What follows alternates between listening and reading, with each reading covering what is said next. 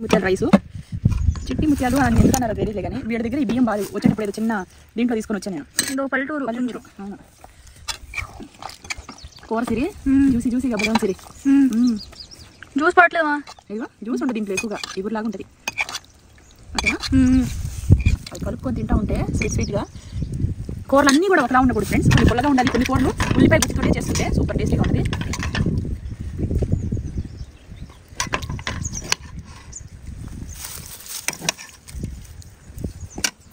సూపర్గా ఉంది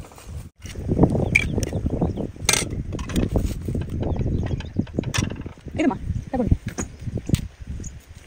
మునక్కాయ ఉల్లిపాయ వేసి గుజ్జు కూర చేసి చికెన్ ఫ్రై చేశాను అసలు ఇవన్నీ కూడా ఫ్రెష్ కాదు ఫ్రెండ్స్ చాలా బాగున్నాయి పెద్ద చెట్టు ఆ చెట్లో నుంచి తీసుకొచ్చాను